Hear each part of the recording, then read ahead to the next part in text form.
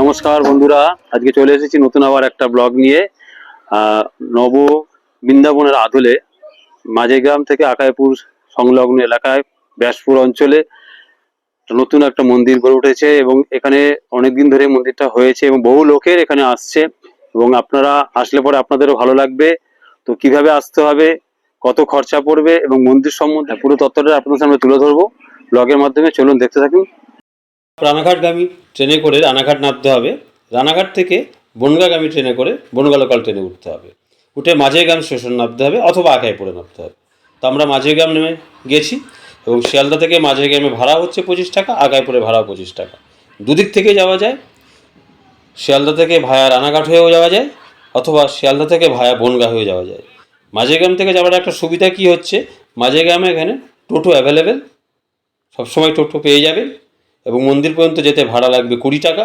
আকাইপুর থেকে ততটা টোটো অ্যাভেলেবেল নেই, সময় লাগবে আকাইপুর থেকে যেতে 5 মিনিট, ওখানে ভাড়া 10 টাকা। এখান থেকে অ্যাভেলেবেল বলে যেন মাঝেরগ্রাম থেকে যাওয়াটাই সুবিধা, কিন্তু দুটো পথই আপনারা নিতে পারেন, ভায়া বনগাঁ ভায়া রানাঘাট। স্টেশনে নেমে বুকিং কাউন্টারের পাশ দিয়ে একটুখানি এসেই রাস্তার ওপরে আপনারা টোটো পেয়ে যাবেন এবং এই টোটো করেই আপনারা যেতে পারবেন। দুজনা থাকলে আপনাদের নিয়ে চলে যাবে, যদি একজনা হয় তাহলে দুজনের ভাড়া নিয়ে যাবে, আর রিজার্ভেশন করলেও আপনারা যেতে পারেন। বাইক নিয়ে বেরিয়ে পড়েছি, সেই বাইক নিয়েই নব বৃন্দাবনের উদ্দেশ্যে আমরা বেরিয়ে পড়েছি। ব্যাসপুরে যে মন্দিরটি গড়ে উঠেছে এবং মন্দিরটি কখন কখন খোলা থাকে, কখন আপনারা কিভাবে কোন সময় দর্শন করতে পারবেন, পুরো তথ্যটাই আপনাদের সামনে তুলে ধরব। তো পুরো ভিডিওটা দেখতে থাকুন, আশা করি ভালো লাগবে এবং ভালো লাগলে অবশ্যই শেয়ার এবং কমেন্ট করবেন। দুধারের সুন্দর সবুজ গ্রাম্য পরিবেশের মধ্যে দিয়ে আমরা এগিয়ে চলেছি মন্দিরের দিকে।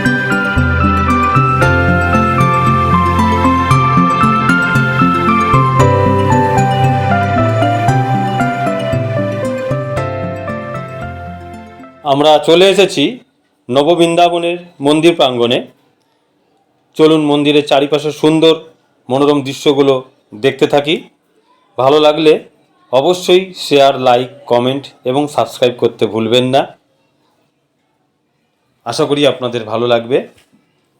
প্রথমেই মন্দিরের সামনে ঢুকতেই গেটের দুধারে দুটো সিংহ মহারাজ রয়েছেন এবং তার সোজাসুজি মেন মন্দিরটা, এবং মেন মন্দিরের দুধারে আরও দুটো মন্দির আছে। মেন মন্দিরের ডান দিকে আছে মা মনসা মন্দির এবং মেন মন্দিরের বাঁদিকে আছে দেবাদিদেব মহেশ্বর ভোলে বাবার মন্দির। তো আমরা প্রথমে ভোলে বাবার মন্দিরটা দর্শন করব, চলুন।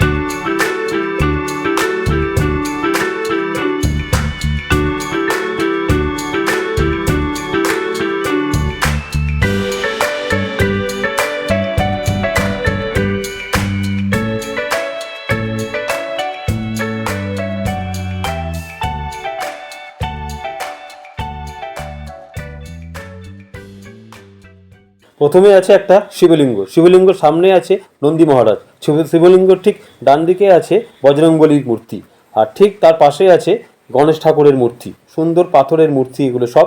আর ঠিক শিবলিঙ্গের ঠিক পেছন দিকে আছে 6 মাথা বিশিষ্ট কার্তিক ঠাকুরের মূর্তি, আর শিবলিঙ্গের বাঁদিকে আছে আরেকটি দেবীর মূর্তি।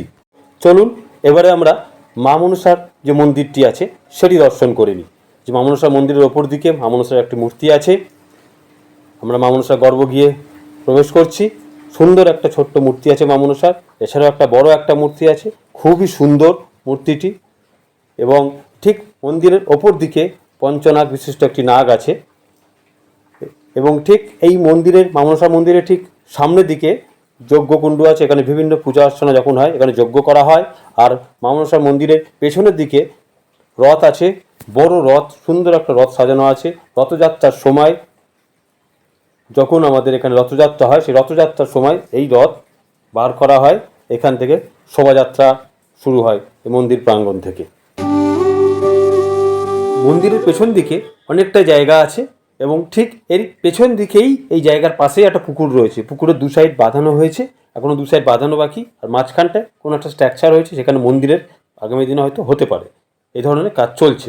চলুন মন্দিরের ভেতরে প্রবেশ করি। দুপুর 3টের পর মেন মন্দিরের গেট খোলার পরে মহারাজের সাথে কথা বলে জানতে পারি যে মন্দিরের মেন যে কর্তা তিনি 2008 সালে এটা স্থাপন করেছেন এবং মায়ের ইচ্ছা পূরণের জন্য বৃন্দাবনের এক টুকরো এখানে নিয়ে এসে নব বৃন্দাবন রূপে স্থাপন করেছেন। চলুন আমরা দেখতে থাকি পরবর্তী কি মূর্তি এখানে রয়েছে। এখানে রয়েছে গোপিকাকান্ত রাধাকান্ত ভগবান শ্রী রাধাকৃষ্ণের মূর্তি প্রথমেই, তারপরে আছে গৌর নিতাই, তারপরে রয়েছে কৃষ্ণ বলরাম, তারপরে আছে মা যোগমায়া, তারপরে সিদ্ধি বিনায়ক ও সিদ্ধিদাতা গণেশ এবং মা লক্ষ্মী, এবং পরিশেষে আছে বীণাপাণি মা Saraswati.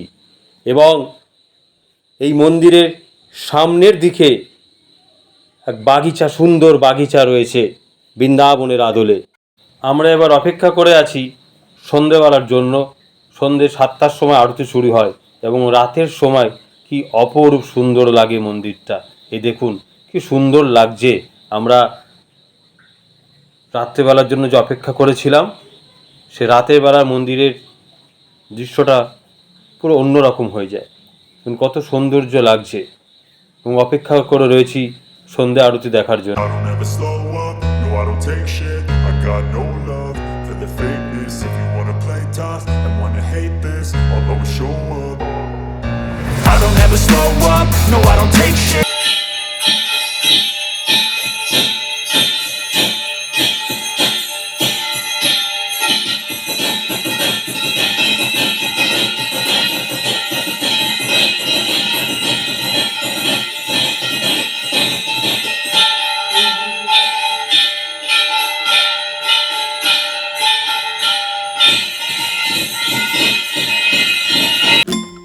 I don't think so. No, no, no, no. I don't think so. No, no, no, no. It's never, ever, ever, ever. রথ এবং সেই রথের মধ্যে রয়েছে অর্জুন এবং রথের সারথি রয়েছে ভগবান শ্রীকৃষ্ণ। তো আপনাদের যদি ভালো লেগে থাকে অবশ্যই একটা লাইক এবং সাবস্ক্রাইব করবেন এবং খুব তাড়াতাড়ি চলে আসছি পরবর্তী একটা নতুন ভিডিও নিয়ে। সবাই ভালো থাকবেন, সুস্থ থাকবেন, ধন্যবাদ। Krishna